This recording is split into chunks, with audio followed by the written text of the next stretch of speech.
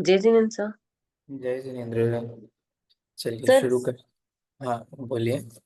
Sir वो Jain geography जो आपने भेजा है वो हम्म। उसमें कोई भी पेज ओपन नहीं हो रहा है सर। क्यों लाइक ओपन क्यों नहीं? नहीं बोलते, सारे पेजेस एम्प्टी बता रहा है। बस अच्छा, सिर्फ ऑथर का नाम बताया है, फ्रंट पेज है बस, बाकी कुछ भी नहीं है अंदर। ऐसा आपके साथ हो रहा है कि बाकी सबके साथ भी हो रहा है? नहीं, ये इंग्लिश का ही देखा मैंने, बाकी तो नहीं देखा कुछ भी। नहीं नहीं, बाकी के फोन में खुल रहा है क्या? नहीं पता नहीं, मैंने सिमर जी को भी पूछा, उन्होंने कहा मैंने अभी तक देखा नहीं है करके, तो वो शायद आज देखे होंगे, तो पता नहीं। हाँ, एक बार हो सकता है आपके फोन में दिक्कत हो या, क्योंकि इसमें तो खुलना चाहिए, पूरी फाइल अपलोड है। नहीं, बाकी सारे नोट्स ओपन हो रहे हैं सर, आपने जो भी हिंदी में सब भेजा है वो सारे ओपन हो रहे हैं, सिर्फ वो वाले ही ओपन नहीं हुआ। ठीक है, मैं भी एक बार दोबारा से रीचेक कर लेता हूँ। ओके सर, थैंक लगे हाथों कर ही लेता हूँ, भूल जाऊंगा। इंग्लिश में जो जैन ज्योग्राफी डाली है उसका बोल रहे हैं ना आप? यू। हाँ हाँ सर।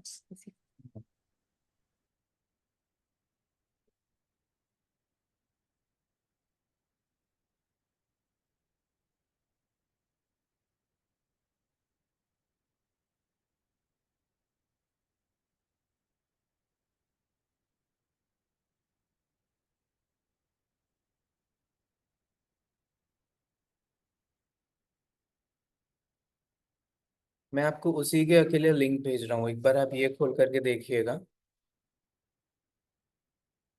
क्योंकि इसमें तो ओपन हो रहा है। हाँ, ओपन हो रहा है। 13 पेजेस कुछ बता रहा है इंग्लिश में। 65 पेजेस की बुक है। 13 ओपन हुआ।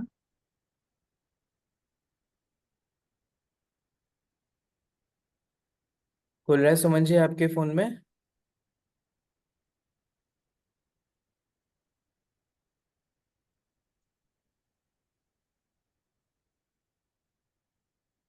हाँ हाँ, खुल रहा है सर। खुल रहा है ना? हाँ ठीक। हाँ, खुल रहा है। नहीं तो मैं डाउनलोड करके एक बार उनको शेयर कर देती हूँ। हाँ, चलेगा। हाँ खुल रहा है सुमन जी, ओपन हो रहा है। आप म्यूट हैं, आप म्यूट हैं।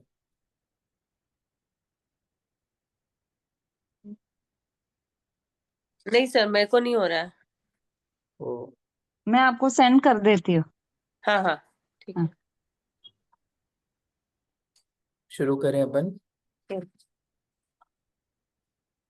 जय श्री ओम नमः सिद्धेभ्य नमो अरिहंताणं नमो सिताड़ं नमो आयरिया नमो वज्रायाणं नमो लोहे सवसाहोळं मोक्षमार्गस्य नेतारम् भेत्तारं कर्मभूभृतां ज्ञातारं विश्वतत्त्वानां वन्दे तद्गुणलब्धये।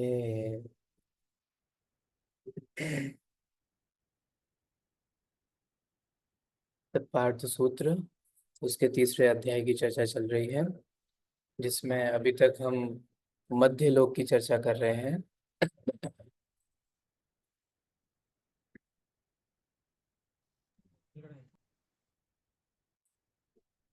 मध्य लोक के अंतर्गत कहाँ पर क्या क्या चीजें स्थित हैं और कैसी क्या उनकी व्यवस्था है, वो हमने जाना।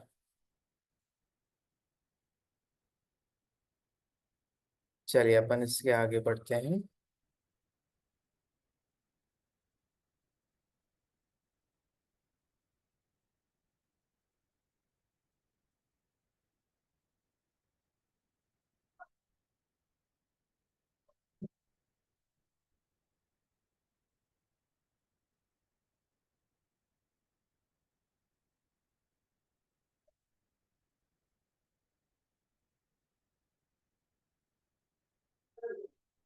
चलिए, तो कल हमने देखा था कि भरत क्षेत्र में और एरावत क्षेत्र में ये षट काल का परिवर्तन जो है वो होता है।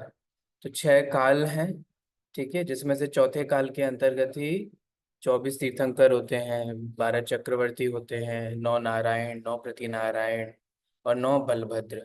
ठीक है, नारायण और प्रति नारायण को वासुदेव और प्रति वासुदेव भी कहते हैं। तो ये 6 प्रकार का होता है, उत्सर्पणी अवसर्पणी होता है, दोनों को मिलाकर के कल्पकाल कहलाता है। तीसरे काल तक भोग भूमि की भोग भूमि होती है, चौथे काल से जो है वो कर्म भूमि जो है उसकी शुरुआत होती है।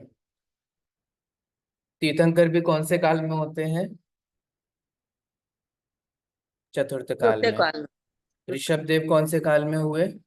थर्ड थर्ड फेज में हुए सर।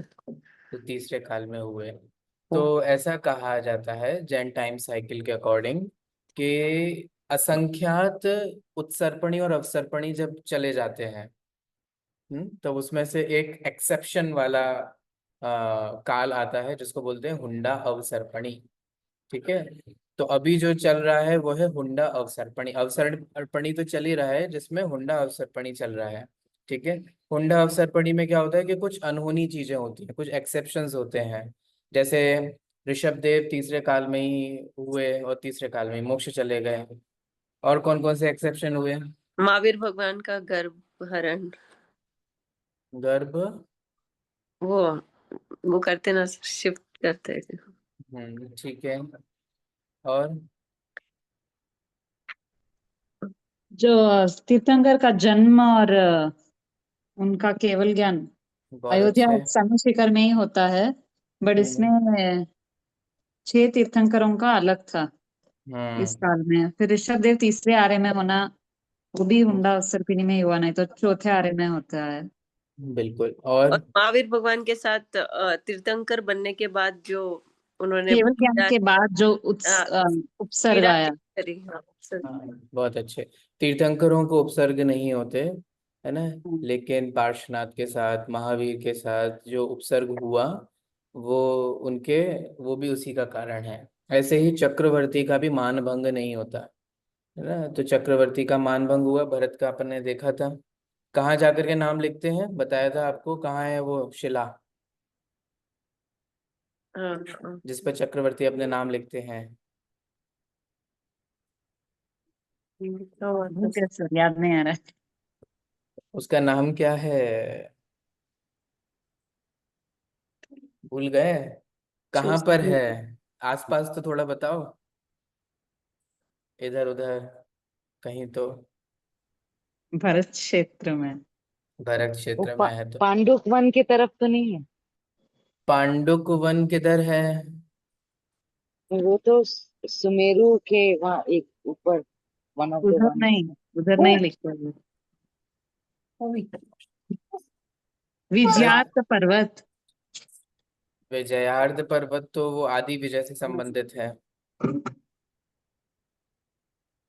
चलिए, इतना समय नहीं लगाते हैं, आपको बता देते हैं। ठीक है, वो भरत क्षेत्र के ही 6 खंड हैं, उसमें से जो ऋषभगिरी विजया, पर्वत। हाँ, सॉरी, किधर है वो? ऋषभगिरी पर्वत। किधर सिचुएटेड है?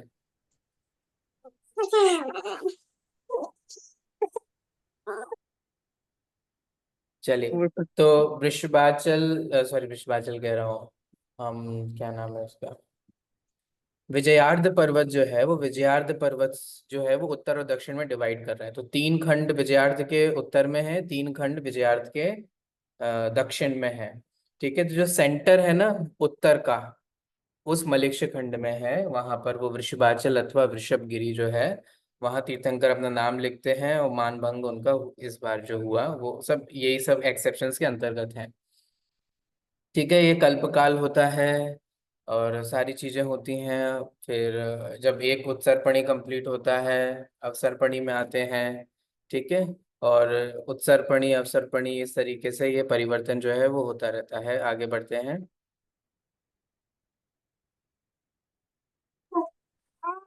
हम्म, कल हमने क्या देखा था? कल हमने सुमेरु पर्वत के बारे में देखा था हमने। और किसके बारे में देखा था? विदेह क्षेत्र के बारे में देखा था। ठीक है, जिसमें पूर्व विदेह, पश्चिम विदेह 32 देशों में विभाजित है। वहाँ हमेशा कौन सा काल रहता है? चौथा। चौथा काल रहता है। कोई ऐसे आचार्य की कहानी आती है विदेश क्षेत्र जाने की, सुनी है आप लोगों ने?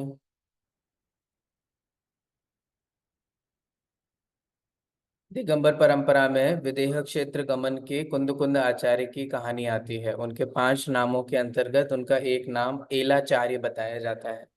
ठीक है, कुंद कुंदाचार्य, वक्र ग्रीवाचार्य, गृत्य एलाचार्य, उसमें एलाचार्य आता है। एलाचार्य क्या होता है?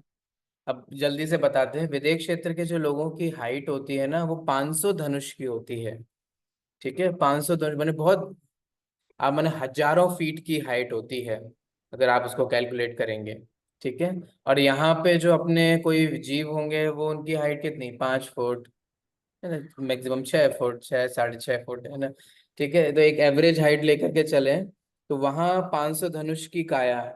और अगर यहाँ से वो ये जो कुंद कुंदाचार्य गए तो वहाँ इतने सारे 500 धनुष की काया के सामने वो कैसे लग रहे थे? इलायची जैसे, है ना, कि जैसे छोटी सी इलायची होती है ना, आपके हाथों में आ जाती है ना, ऐसे वो छोटी सी इलायची वाले लग रहे थे। तो वो सब लोग ये पूछ रहे थे ये कौन है इलायची के आकार वाले, इलायची के आकार वाले आचार्य, है ना। तो इस तरीके से वो एलाचार्य के रूप में प्रसिद्ध हुए, उनका जो एक नाम है। चलिए, अब हम आगे बढ़ते हैं और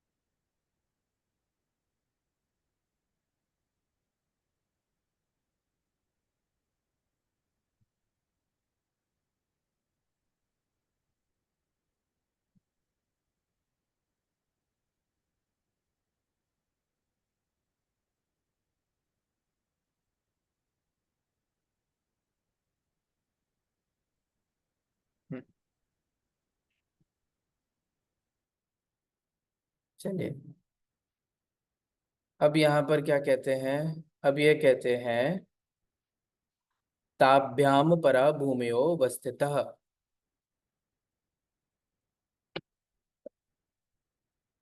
भरत और ऐरावत क्षेत्र में तो वृद्धि ह्रास होता है, उत्सर्पणी अवसर्पणी, ठीक है, इस तरीके से होता है। तो भरत और ऐरावत क्षेत्र को छोड़ करके, है ना, दूसरे क्षेत्रों में हमेशा एक ही अवस्था बनी रहती है।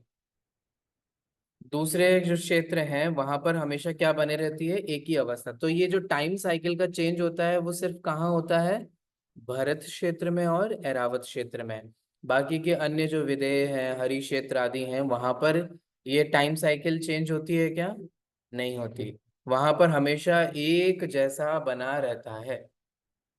तो कहाँ पर कौन सा काल हमेशा बना रहता है उसके लिए ये चार्ट है, बहुत डिटेल में है। ठीक है, जैसे कि देवगुरु और उत्तर गुरु, देवगुरु और उत्तर गुरु किधर होते हैं? सुमेरु पर्वत है ना, सुमेरु पर्वत के पूर्व पश्चिम में नगरियां हैं। उससे पहले जो भाग है वह देवगुरु और उत्तर गुरु कहलाता है। वहाँ हमेशा उत्तम भोग भूमि रहती है। ऐसे ही हरिवर्ष क्षेत्र में, हेमवत क्षेत्र में, हरिवर्ष में दूसरा काल रहता है, भोग भूमि ही रहती है। ठीक है, भोग भूमि के भी भेद है ना, उत्तम मध्यम जघन्य। तो हरिवर्ष में दूसरा काल रहता है, मध्यम भोग भूमि है। हेमवत में तीसरा काल रहता है, जघन्य भोग भूमि है। विदेह क्षेत्र में हमेशा चौथा काल रहता है। ठीक है, कर्म भूमि रहती है और हमेशा चौथा काल रहता है। कुभोग भूमि जो है, ये हम आपको बताएंगे कुभोग भूमि क्या होता है, कहाँ पर होते हैं। एक होता है भोग भूमि, जो कहाँ पर है? कहाँ पर है? देवगुरु, उत्तर गुरु में, हरिवर्ष में, हेमवत में। ठीक है, यहाँ पर क्या है? ये सब भोग भूमि, ये सब अच्छी भोग भूमि है। एक कुभोग भूमि भी होती है, वो हम आपको बताएंगे, जो द्वीपों के मध्य में, लवण समुद्र है ना, इन लवण समुद्रों के मध्य में बहुत सारे द्वीप हैं। उन द्वीपों में वो कुभोग भूमि होती है, वहां तीसरा काल रहता है। मानुषोत्तर पर्वत के स्वयं पर्वतक असंख्यात द्वीप और समुद्र हैं, वहां हमेशा तीसरा काल वर्तता है। है ना, और अंत का आधा स्वयंभू रमण द्वीप और स्वयंभू रमण समुद्र, है ना, वहां पर पांचवा काल जैसा अभी वर्त रहा है ना, इस प्रकार से रहता है। ऐसे ही गतियों में अगर आपको घटाना हो तो भी आप घटा सकते हैं। देव गति में हमेशा पहले काल की तरह रहता है, नरक गति में छठे काल की तरह रहता है। ठीक है, और भरत ऐरावत क्षेत्र के जो 5 मलेच्छ खंड हैं, समझ में तो आ रहा है ना, भरत और ऐरावत 6 में डिवाइड था, 5 मलेच्छ में, एक आर्यखंड में। तो ये टाइम साइकिल का परिवर्तन कहाँ होता रहता है? भरत और ऐरावत क्षेत्र। भरत और ऐरावत क्षेत्र में। ठीक है, उसमें भी भरत और ऐरावत क्षेत्र के जो मलेच्छ खंड में है, और विद्याधर की श्रेणियां, विद्याधर के बताए थे ना आपको, विजयार्ध पर्वत है, उस पर श्रेणियां बनी है, वहां पर देव रहते हैं। ठीक है, एक दिन आपको उसे इमेज के माध्यम से बताया था, वहां पर चौथा काल होता है। कोई बात नहीं है, आप जानकारी के लिए रख लीजिए, इतना डिटेल में आपसे पूछेंगे नहीं। अब अगर भोग भूमि है, तो भोग भूमि की आयु के हिसाब से अगर आप विचार करें, तो भोग भूमि की उत्कृष्ट आयु कितनी होती है? 3 पल्योपम, उत्तम भोग भूमि की। ठीक है, मध्यम की 2 पल्योपम, जघन्य की 1 पल्योपम। पल्य क्या होता है ये हम आपको बता चुके हैं। 3 पल्य थे ना, पल्य का मतलब होता है गड्ढा। आपको 3 गड्ढे खुदवाए थे। ठीक है, उसमें से जो तीसरा वाला था ना, क्या नाम था उसका?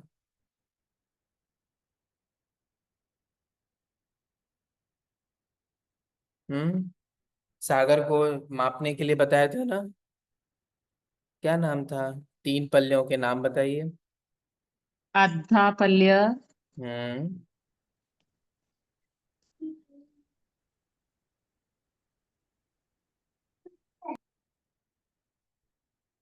लिखिए लिखिए लिखिए, एटलीस्ट कभी याद नहीं रहे तो कम से कम लिखा हुआ हो तो हम लिख करके उसको रिकॉल कर पाएंगे। पार पल्लीय, उद्धार पल्लीय और अद्धा पल्लीय। हाँ, फिर से बोलिए मीनाक्षी जी, क्या बोला? व्यवहार पल्लीय, हम्म उद्धार पल्लीय और अद्धा पल्लीय। हाँ, ये सही क्रम है, व्यवहार पल्य, उद्धार पल्य और अद्धा पल्य। ठीक है, देखिए, तो हेमवत, हरिवर्ष और देवकुरु के मनुष्यों की स्थिति क्रम से 1, 2 और 3 पल्योपम है। अच्छा, कहाँ पर 3 पल्योपम होगी, कहाँ पर 2 होगी, कहाँ पर 1 होगी, बता सकते हैं आप लोग? हेमवत में 1, हरिवर्ष में 2, देवकुरु में 3। देख के बोल रहे हैं कहीं से? इधर ही लिखा है ना सूत्र में, स्क्रीन पे। हम्म ठीक स्क्रीन पे है। कहाँ? नहीं, आप ऐसे नीचे करके देख रहे थे तो मुझे लगा शायद नहीं किसी में मतलब से फोन मैंने अशुद्धि। ऐसे नीचे पकड़ा हुआ है। अच्छा अच्छा, हेमवत, हरिवर्ष, देवकुरु के मनुष्यों की स्थिति। ठीक है, 1, 2 और 3 पल्योपम है। कारण क्या है, 1, 2, 3 क्यों है? हेमवत में 1 क्यों है, हरिवर्ष में 2 क्यों है, देवकुरु में 3 क्यों है? वो पूछ रहा था। उत्तम, मध्यम और उत्कृष्ट है इसीलिए। हाँ, इसीलिए, क्योंकि उत्तम, मध्यम और जघन्य भोग भूमि का अंतर है ना, इसलिए। हेमवत में जघन्य भोग भूमि है इसलिए 1 है, हरिवर्ष में मध्यम है इसलिए 2 है, देवकुरु में और उत्तर कुरु में 3 है, माने उत्कृष्ट भोग भूमि है इसलिए 3 है। ठीक है, चलिए, अगला सूत्र है तथोत्तरा। तथोत्तरा मतलब जैसी स्थिति दक्षिण में है वैसी ही स्थिति उत्तर में है। कैसे? जैसे आप सुमेरु पर्वत मध्य है, बीच में विदेह क्षेत्र है, जो स्थिति विदेह क्षेत्र के दक्षिण में है, विदेह क्षेत्र के दक्षिण में कौन कौन से क्षेत्र हैं? जम्बू द्वीप में।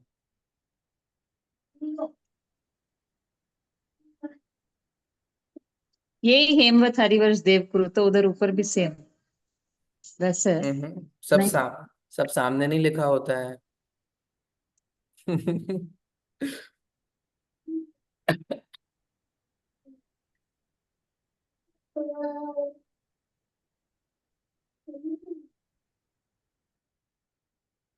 चलो, अब आप लोग नाम याद रखना, ठीक है?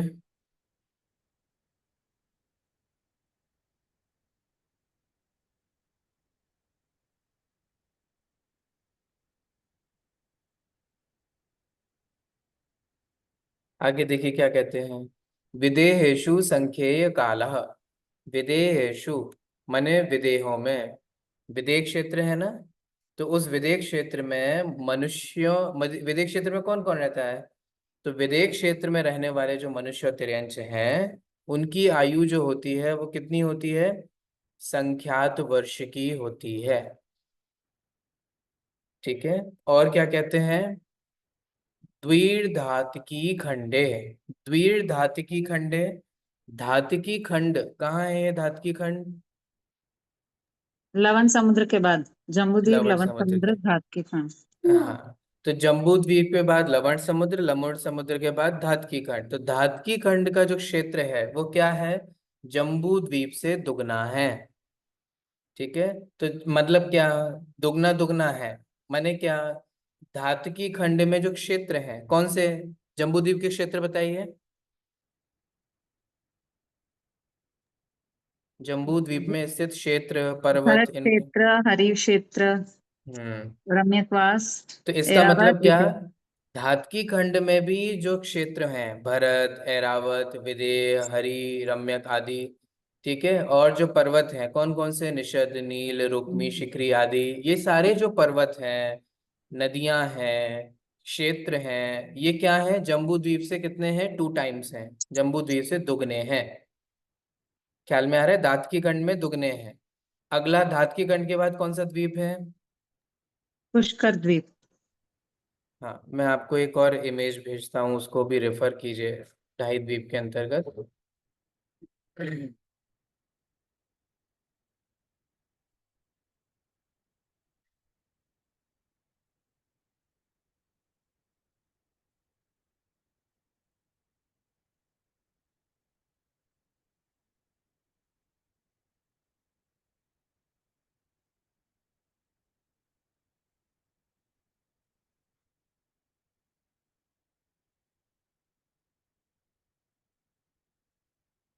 उस अभी जो इमेज भेजी है वो भी आपके ढाई द्वीप की ही है, आप उससे भी समझ सकते हैं। जम्बू द्वीप है, जम्बू द्वीप के बाद लवण समुद्र है, लवण समुद्र के बाद धातकी खंड है, धातकी खंड के बाद कौन सा समुद्र है? कालोधदी समुद्र। कालोदधी समुद्र है, और कालोदधी समुद्र के बाद कौन सा द्वीप है? पुष्कर द्वीप। पुष्कर द्वीप। ठीक है, लेकिन वो पुष्कर क्या हो गया? अर्ध हो गया है। तो तो वहां पर भी तो क्षेत्र होंगे, पर्वत होंगे, तो वहां पर कैसी व्यवस्था है? पुष्करार्धे च। और पुष्करार्ध में भी उतने ही हैं। कितने? देखो, जम्बू द्वीप से दुगना है धातकी खंड में, और धातकी खंड के जितना है पुष्करार्ध में। ऐसा क्यों हो रहा है? कुछ अंतर समझ में आ रहा है? अगर जम्बू द्वीप से दुगना है धातकी खंड में, तो धातकी खंड से भी दुगना होना चाहिए ना पुष्करार्थ में। ये तो दुगने दुगने विस्तार वाले हैं सारी चीजें। बट मनुष्य नहीं है ना मनुष्योत्तर पर्वत के बाद, इसलिए क्या? क्योंकि पुष्कर द्वीप जो है वो आधे में डिवाइड हो गया है। किसके कारण? जो अगला सूत्र है, प्रांग मानुषोत्तरान मनुष्य। मानुषोत्तर नामक पर्वत है। वो क्या करता है मानुषोत्तर पर्वत? कि जितने भी मनुष्य हैं वे सारे कहाँ तक पाए जाएंगे? मानुषोत्तर पर्वत तक। मानुषोत्तर पर्वत तक, माने ये जो 28 द्वीप हैं उसी में ही मनुष्य होते हैं। ठीक है। इस मानुषोत्तर पर्वत से परे कोई विद्याधर अथवा कोई रिद्धिधारी मुनिराज हो, वे भी नहीं जा सकते।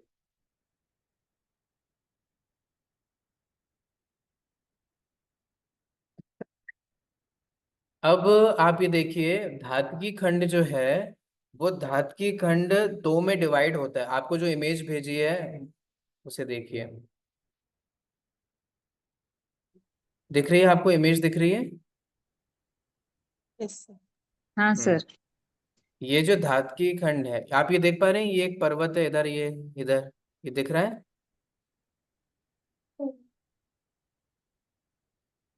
हाँ। चलो फिर से आपको रिवाइज करें, ये कौन सा द्वीप है? जम्बू द्वीप। जम्बू द्वीप। ठीक है। ये कौन सा समुद्र है? लवण समुद्र। लवण समुद्र। देखो, दुगने विस्तार वाला है, लेकिन दिखाने के लिए पतला दिखा देते हैं, है ना? कायदे हाँ। से बनाना चाहिए तो जम्बू द्वीप से दुगना बनाना चाहिए। ठीक है, लेकिन वो आपके समझने के लिए है।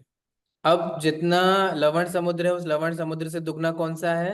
धातकी खंड। धात के खंड। लेकिन धातकी खंड जो है वो डिवाइडेड है, हाफ डिवाइडेड है। ये देखिए, इस इधर भी है और इधर भी। ये हाफ डिवाइडेड हो गया किससे?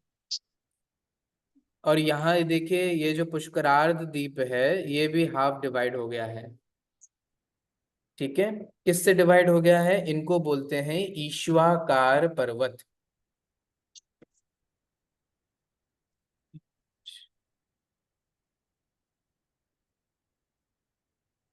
वापस आते हैं। ठीक है, तो ये जो ईश्वाकार पर्वत है, उन ईश्वाकार पर्वत के कारण जो है ये डिवाइड हो गए हैं। ठीक है, अब इसका मतलब क्या? वो एक तरफ जैसे धातकी खंड है, तो धातकी खंड एक के एक तरफ कौन सा समुद्र है?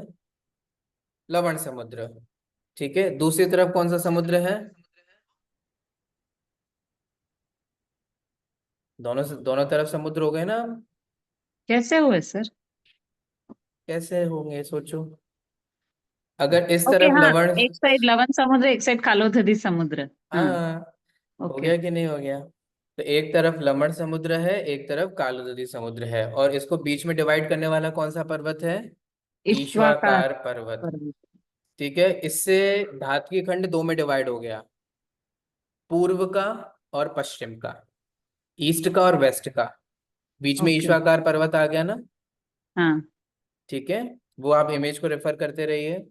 तो वो जो ईश्वाकार पर्वत आ गया, उस ईश्वाकार पर्वत के कारण धातकी खंड भी पूर्व में और पश्चिम में डिवाइड हो गया। ऐसे ही क्या होगा?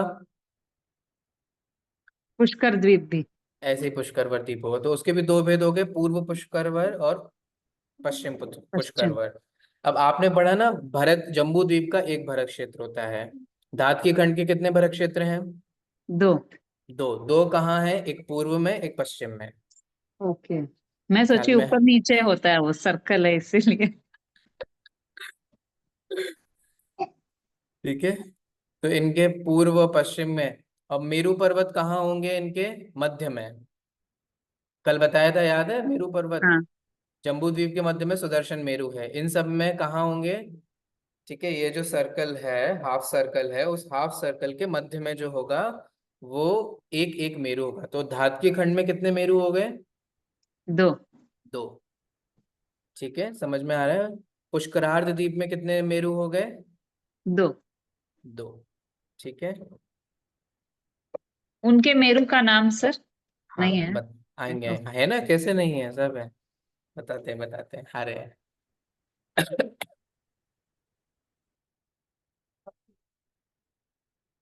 हम्म, देखिए आप इमेज में, कहाँ गया वो?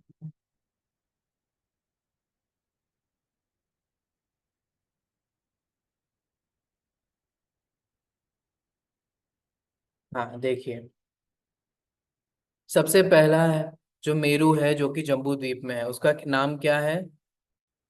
सुदर्शन मेरू। सुदर्शन में। पांचों मेरू के आप नाम लिख लीजिए। सुदर्शन मेरू, विजय मेरू, अचल मेरू, मंदर मेरू और विद्युन्माली मेरू। पांच मेरू हैं। कहाँ कहाँ है वो भी आपको बताता हूँ, अभी इमेज से भी बताता हूँ। नाम लिख लीजिए। सुदर्शन मेरू, जिसको अपन शॉर्ट में सुमेरु भी कह देते हैं। ठीक है, सुमेरु, जिसका नाम सुदर्शन मेरू है। विजय मेरू, अचल मेरू, सुदर्शन, विजय, अचल, मंदर मेरू और विद्युन्माली मेरू। कहाँ कहाँ पर सिचुएटेड है? सुदर्शन मेरू तो पता ही है आप लोगों को, कहाँ है? जम्बू द्वीप। जम्बू द्वीप में कहाँ है? ऐसे नहीं कहना चाहिए, जम्बू द्वीप तो इतना बड़ा है, 1 लाख योजन का। जम्बू द्वीप के मध्य में। जम्बू द्वीप के मध्य में। ठीक है, तो जम्बू द्वीप के मध्य में विदेह क्षेत्र में सुदर्शन नामक मेरू है। ठीक है, अब धातकी खंड दो में डिवाइड था ना, किस किस में? पूर्व धातकी खंड और पश्चिम धातकी खंड। तो पूर्व धातकी खंड में है विजय। ठीक है, ईस्ट साइड कौन सा है? विजय। वेस्ट साइड कौन सा है? अचल। ठीक है, ऐसे ही पूर्व पुष्करार्ध में कौन सा है? मंदर। और पश्चिम पुष्करार्ध में कौन सा है? नाम बताइए। विद्युन्माली। विद्युन्माली। अब समझ में आया कहाँ कहाँ पर है?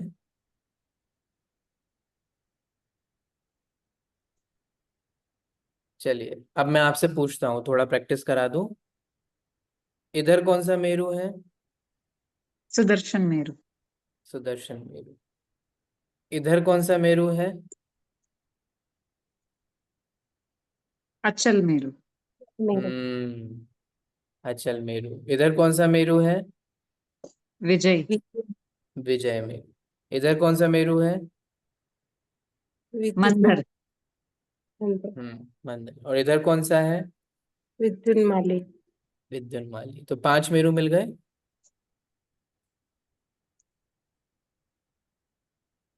आपको एक इमेज और दिखाता हूँ। कल मैं आपसे बोल रहा था ना, कई सारे मंदिर होते हैं जहाँ पर पंचमेरु होते हैं।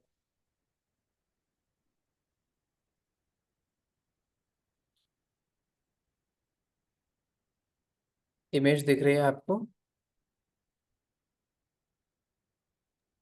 हाँ दिख रहा है सर। ये एक मंदिर का चित्र है। 5 दिख रहे हैं, कुछ लंबे लंबे दिख रहे हैं ना? हाँ सर। आप देख पा रहे हैं कि 5 मेरू हैं, और इन 5 मेरू में चारों दिशाओं में 4 4 प्रतिमाएं विराजमान है। अपन तो एक साइड का देख रहे हैं, बट चारों दिशाएं में है। ठीक है। तो इस तरीके से एक मेरू में कितनी प्रतिमाएं हो जाती हैं अकृत्रिम? 16। 16। ठीक है। ऐसे ही इनके नीचे से गजदंत होता है। उन गजदंतों में वो 4 विदिशाओं में होता है। ठीक है। तो वो भी 4 4 होता है। ये इमेज में आपको समझा दूं, ये तो हो गए 5 मेरू, और ये जो दिख रहे हो ना, ये सब, ये इसके आगे ये क्या होंगे, सोच सकते हो? गैस करो। ये क्या होगा? ये वाला, ये इधर भी है, इधर भी है, चारों साइड में है, क्या होगा ये? सिद्धशिला के गार्डन। हाँ, सिद्धशिला के पार्ट। सिद्धशिला नहीं, कॉस्मोलॉजी के अंतर्गत है अभी तो अपन। कोई बात नहीं, अभी आपको पढ़ाया नहीं है तो कोई दिक्कत नहीं है। ये है नंदीश्वर द्वीप। ठीक है। ये नंदीश्वर द्वीप की रचना है। ठीक है। जहाँ पर अकृत्रिम चैत्यालय होते हैं, नंदीश्वर द्वीप में भी अकृत्रिम चैत्यालय होते हैं। ठीक है। वो भी अपन देख लेंगे। देखते हैं, देख लेंगे। मैंने कोर्स में तो नहीं है, आपका मन होगा तो पढ़ लेंगे। चलिए। हम्म, तो जो मानसोत्तर पर्वत है वहीं तक मनुष्य जो है वो रहते हैं। ठीक है। तो हमने देखा कि 5 मेरू होते हैं, 2.5 द्वीप होता है ना, और हर चीज जो है उसका विस्तार जो है वो दुगना दुगना हो जाएगा। ठीक है।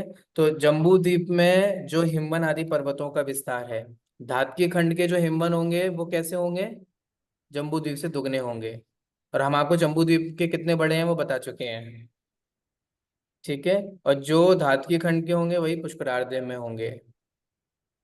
तो ऐसे ही जो भी पर्वत हैं, नदियां हैं, क्षेत्र हैं, उनसे दुगने विस्तार धातकीय खंड में और पुष्करार्ध द्वीप में हमें देखने को मिलता है। चलिए। अब हमने एक बात देखी थी कि मानुष्योत्तर पर्वत जो होता है वो उसी के अंतर्गत ही मनुष्य पाए जाते हैं। मनुष्यों की सीमा जो है वो मानुष्योत्तर पर्वत तक ही है। इसके बाद जो है वो मनुष्य नहीं जा सकते। लेकिन 3 ऐसे एक्सेप्शंस होते हैं जहां मनुष्य मानुष्योत्तर पर्वत के पार भी जा सकता है। Exceptions are always there. ठीक है। तो 3 ऐसे अवसर होते हैं, ठीक है, जहां पर मनुष्यों का जाना वहां पर संभव है। कब कब होता है? सबसे पहला, मैं बताऊं कि नहीं बताऊं, मुझे डर लग रहा है। नहीं बताओ सर, कोई बात नहीं। देखिए, 7 प्रकार का, अगर किसी को समझ में नहीं आया ना तो स्किप भी कर सकते हैं। ठीक है। क्योंकि वो थोड़ा सा हो सकता है आपको समुद्घात नहीं पता हो। जैन दर्शन समुद्घात सुना है आप लोगों ने? समुद्घात हाँ सुना है सर। कितने प्रकार का समुद्घात होता है? 5 या 7। सात प्रकार का समुद्घात होता है, उसमें एक मारणांतिक समुद्घात भी होता है। ठीक है। वो जो मारणांतिक समुद्घात, जैसे मान लीजिए कि कोई मनुष्य है, मनुष्य कहाँ होगा, ढाई द्वीप में ही होगा। तो ढाई द्वीप के अंदर कोई मनुष्य है, ठीक है, लेकिन वो मर करके ढाई द्वीप के बाहर उत्पन्न होने वाला है। तो मारणांतिक समुद्घात करके वह जीव वहां के आत्म प्रदेशों को टच करके, जहां वो जन्म, मारणांतिक समुद्घात बेसिकली क्या होता है कि आप जो इस भव में हैं, ठीक है, आप मर करके अगले भव में कहाँ जाएंगे, आप जहाँ जन्म लेंगे ना, वहां के प्रदेशों को टच करके आत्मा वापस आ जाती है, उसको बोलते हैं मारणांतिक समुद्घात। ठीक है।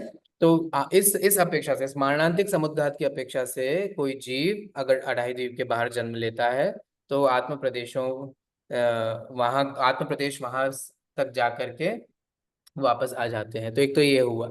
अथवा दूसरी विवक्षा हम ये समझें कि कोई ढाई द्वीप के बाहर है, ठीक है, मानुषोत्तर पर्वत के बाहर जीव है, ठीक है, उसे मनुष्य बनना हो, ठीक है, तो उसे जो मनुष्य बनना हो, तो उसके मनुष्य आयु और मनुष्य नाम कर्म का उदय हो, ठीक है, और ढाई द्वीप में प्रवेश करने के पूर्व हो, तो इस अपेक्षा से उसको मनुष्य कहते हैं। माने कोई जीव वहां का है ना, और उसको यहाँ आते समय, ढाई द्वीप के अंदर आते समय उसको जो मनुष्य आयु या मनुष्य नाम कर्म का उदय होता है विग्रह गति में, तो इस अपेक्षा से एक अवस्था बनती है। ठीक है, दो हो गई। तीसरी विवक्षा तब होती है जब केवली समुद्घात होता है। केवली समुद्घात होता है, ठीक है, तो केवली समुद्घात में तो आत्मा के प्रदेश संपूर्ण लोक में जाते हैं, है ना, तो उस केवली समुद्घात के समय भी जो आत्म प्रदेश हैं वो जाते हैं। तो ये तीन अपवाद हैं। इन अपवादों को छोड़ करके मनुष्य जो है वो इस मनुष्य लोक के बाहर नहीं जा सकता। तो मनुष्यों का मनुष्य लोक समझ में आ गया कितना सा है, अढ़ाई द्वीप है, कितना सा है उसमें भी हम अभी कहाँ पर हैं। ठीक है, तो इस तरीके से वो अढ़ाई द्वीप मात्र तक ही मनुष्यों का आवागमन का है।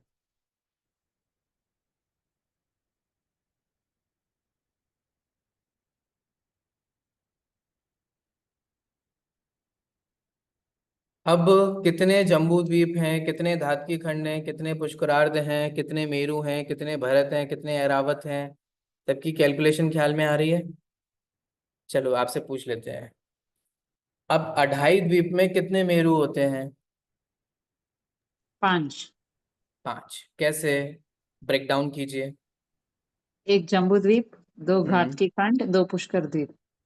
बाकी सब लोग भी उत्तर दे सकते हैं, किसी को कोई मना नहीं है, आप भी बोल सकते हैं। चलिए, अब अढ़ाई द्वीप में भरत क्षेत्र कितने हो गए? ये सब मैंने अभी क्लास में ही बताया है आपको। कितने हो गए ढाई द्वीप में भरत क्षेत्र कितने हैं? 5। समझ में नहीं आया है क्या बाकी को? ढाई द्वीप में कितने भरत क्षेत्र हैं? सर होंगे, हमें क्या, आप तो ये हमें क्वेश्चन बैंक दे दो, हम उनके क्वेश्चन तैयार कर लेंगे। हो सके तो आप आंसर भी दे देना। क्यों?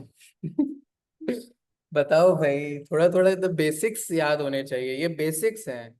मैं आपसे तो नाम नहीं पूछ रहा, वो नहीं पूछ रहा, लेकिन इतना तो बेसिक्स क्लियर होना चाहिए, कहाँ कहाँ क्या क्या कैसा कैसा है, कितना आपने कितना बताया है। था अड़ई द्वीप में 80 चेताल होते हैं।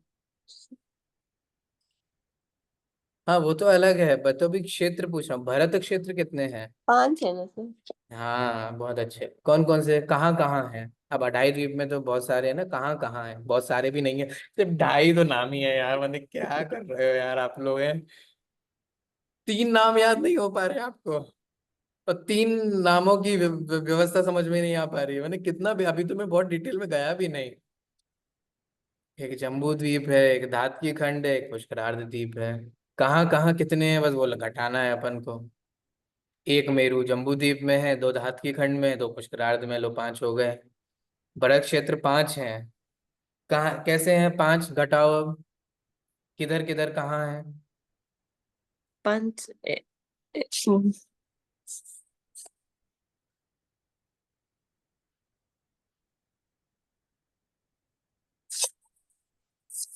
5 मिनट ही हैं। अभी बोला आपने। हाँ वही तो मैं कह रहा हूँ, बोलता भी जा रहा हूँ मैं। अभी मीनाक्षी बोल। जी, सिमर जी, क्या हुआ? सुमन जी। सर विधेय क्षेत्र में है एक सुदर्शन। नहीं, मेरू तो चला गया। अब मैं पूछ रहा हूँ, ढाई द्वीप में भरत क्षेत्र कितने हैं? अपन लोग भरत क्षेत्र में रहते हैं ना। सर ऐसे कितने भरत क्षेत्र हैं ढाई द्वीप में? अभी सर आपने जो 3 नाम बोले थे ना सर। दुने दुने करके बताए थे कि डबल डबल है करके। हम्म। तो कितने डबल हैं, किससे डबल हैं? कुछ संख्या होगी, उससे तो डबल होंगे ना। हाँ सर। सर अभी तो बताया धात्याखंड, वो वही ना सर। हाँ कौन वही सा है। वही सर? बताना है। आप लोगों के मुख से सुनना है मुझे। सर आप कंफ्यूज कर देते हो सर, अभी तो आपने बताया, आप वापस पूछ रहे हो। अरे तो ये तो आसान होना चाहिए, इसमें कंफ्यूजन क्या है? मैंने तो कुछ ना कोई रीफ्रेम किया क्वेश्चन, ना कोई सर ने दूसरे पहले शब्द आंसर बोले। बोला फिर क्वेश्चन पूछा। बताओ धात्याखंड यार, में ऐसे सर, कौन करता है? धात्याखंड है, धात्याखंड में 2 है। टीचर फिर ही आंसर बताए, टीचर ही क्वेश्चन पूछे, और फिर टीचर फिर से पूछे, तो टीचर कंफ्यूज करता है। लवण समुद्र से धातकी खंड आधा और फिर उसके बाद पुष्करात आधा खंड है। 2 2 है ना। काला ददी, आधा? 2 आधा है कहाँ से सर, हो 2 गया? 2। कालो ददी समुद्र से। आधे क्यों होंगे? क्या, किससे? हाँ आधा भी बोल सकते हो, लेकिन कैसे बोलोगे? वो किससे किससे लगाओगे? पूर्व और पश्चिम में है करके आधा आधा हो गया वो। ठीक है, धात के खंड के 2 डिवीजन हो गए। हाँ वो ईश्वराकार पर्वत से उनको डिवाइड किया है तो पूर्व और हम्म। पश्चिम में हो कि वो आधा आधा हो गया। हम्म। और मेरू पर्वत बीच में हुआ है करके। हम्म। चलो, इतना समय नहीं है, ये चार्ट सब लोग ध्यान रखो। ठीक है, बहुत इजी है, आप खुद बना सकते हैं। 5 मेरू हैं, कहाँ कहाँ पर हैं? एक जम्बू द्वीप में है, 2 धातकी खंड में, 2 पुष्करार्ध में है। ऐसे ही बरक क्षेत्र भी कितने हैं? 5 हैं। एक जम्बू द्वीप में है, 2 धातकी खंड में है, 2 पुष्करार्ध में है। सर यही तो बोला ठीक था है, अभी। सुनना, रिकॉर्डिंग सुनना, ठीक है, क्या बोला था? ऐरावत क्षेत्र है, ठीक है, ऐरावत क्षेत्र में भी 5 हैं। 5 ऐरावत क्षेत्र हैं। एक जम्बू द्वीप का, 2 धातकी खंड का, 2 पुष्करार्ध का। विदेय क्षेत्र भी कितने हैं? 5 विदेय हैं ढाई द्वीप में, सिमिलरली। ठीक है, ऐसे ही भोग भूमि, उत्तम भोग भूमि कितनी हो गई? अब ये नया आया। अब आपके सामने देखो, एक चैलेंज देता हूँ, आपके सामने आंसर भी है, आपको मैं क्वेश्चन भी पूछ रहा हूँ, बस आपको घटाना है कि ये कैसे 2 4 4 हैं, क्या है, बताओ। सर दूनी दूनी हो गई है सर, अभी बताया था आपने उत्तम भोग भूमि और मध्यम और जघन्य। उत्तम भोग भूमि जो है वो ढाई द्वीप में 10 बता रहे हैं, कैसे? हेमवत हरिवंश। डबल हो गई है सर वहाँ पे। बहुत सिंपल सी गणित है, उत्तम भोग भूमि। थोड़ा सा दिमाग लगाओगे मिल जाएगा, इसलिए मैं नहीं बता रहा। 33 सूत्र में बताया था ना सर आपने ये वाली बात। क्या करें, अब आप लोगों के गलत आंसर को भी गलत नहीं कह सकते। जम्बू द्वीप में 2, घातकी खंड में उससे डबल 4। कैसे? पुष्कर, कहाँ पे? किधर? क्या नाम तो पूर्व पता पूर्व कुछ? में 2, पश्चिम में 2। कैसे पूर्व पश्चिम में तो? पूर्व घातकी खंड में 2 उत्तम भोग भूमि और पश्चिम में 2। हाँ ये तो ब्रेक डाउन कर दिया कॉमन सेंस करके, नाम बताओ थोड़ा सा। किधर किधर, स्पेसिफिक जगह होगी ना। अरे बहुत इजी है, आज ही पढ़ा है हमने। भरत, ऐरावत और विदेह 3 क्षेत्र हो गए ना, तो बाकी के जो 4 क्षेत्र है 2 उसमें जाएंगे। देखो, आज हमने आपको पढ़ाया था कि उत्तम भोग भूमि, मध्यम भोग भूमि और जघन्य भोग भूमि कहाँ है। कहाँ है याद करो, उत्तम भोग भूमि किधर देवकुरु, है? उत्तर कुरु, उत्तम भोग भूमि। हाँ हाँ, अब हाँ बस रुक जाओ, अब याद आया, हाँ अब पकड़ में आया हाँ, ना। याद आया याद आया। अब गणित आ रहा है। हाँ अगर जम्बू द्वीप में देवकुरु उत्तर कुरु 2 जगह हो गई, हाँ, इसलिए जम्बू द्वीप के 2 भूमि 2 है होंगे। उत्तम। अब जो जम्बू द्वीप का है उसका दुगना क्या होगा? दात की खंड में, क्योंकि 2 घातकी मेरु खंड हैं, का। उन दोनों मेरुओं के देवकुरु उत्तर कुरु में, तो 2 2 4, ऐसे ही पुष्करार्ध में 4। ठीक है। हाँ ऐसी मध्यम भोग भूमि 2 है, दुगना है। ठीक है, इस तरीके से 10। ऐसी जघन्य भोग भूमि यहाँ 2 है। ठीक है, फिर उसका दुगना जो है धातकीय खंड में है, वही पुष्करार्ध में है, इस तरीके से 10। ख्याल में आया? जैसे जम्बू द्वीप में घटाया, वैसे दुगना दुगना धातकीय और पुष्करार्ध में है। बट ऐसे तो 5 आते हैं ना सर, देवकुरु उत्तर कुरु तो हम्म मतलब वो 30 अकर्म भूमि में आता है ना, तब हम्म 5 आता है ना काउंटिंग। देव गुरु और उत्तर गुरु अलग अलग है ना दोनों। तो ये देवकुरु और वो जो अकर्म भूमि है वो तो सेम है ना। कहाँ पर है वो वाला देव गुरु उत्तर गुरु जो आप बता रहे हैं? मतलब जो हम पढ़ते हैं ना 101 मनुष्य के भेद में 15 कर्म भूमि, 30 अकर्म भूमि और 56 अंतर्दीप। हम्म हाँ, तो उसको एक मान करके कहा जाता होगा, क्योंकि वो सुमेरु पर्वत के उत्तर दक्षिण में ही है ना। ओके। बट नाम अलग अलग है, देव गुरु और उत्तर गुरु। ठीक सर है। इसको अच्छे से समझने के लिए कोई बुक बताइए ना, आज पढ़ लेते हैं, नहीं तो आगे भी कंफ्यूजन चलता रहेगा। किसको पढ़ने के लिए? जो ये सारे अभी जम्बूद्वीप और ये सब बताए आपने, मेरू पर्वत। ये जो आपको स्टडी मटेरियल मिला क्या मीनाक्षी जी? हाँ सर। हाँ, उसमें है ना। उसमें जैसे आप कोई भी तत्वार सूत्र देखोगे, जो भी आपको दिया गया है, उसमें से आपको किसी भी समझ में आ जाएगा। हिंदी वाला, इंग्लिश वाला, कोई भी आप देखोगे वो सूत्र से, तो उसके सूत्र के एक्सप्लेनेशन में आपको वही मिलेगा, तो आप ओके। उससे समझ सकते हो। ठीक है, ओके चलिए सर। समय हो ओके। गया है, अभी की क्लास को यहीं पर समाप्त करते हैं। सभी को जय जिनेंद्र। जय जय जय। जय Jinendra sir. Jinendra sir, thank you.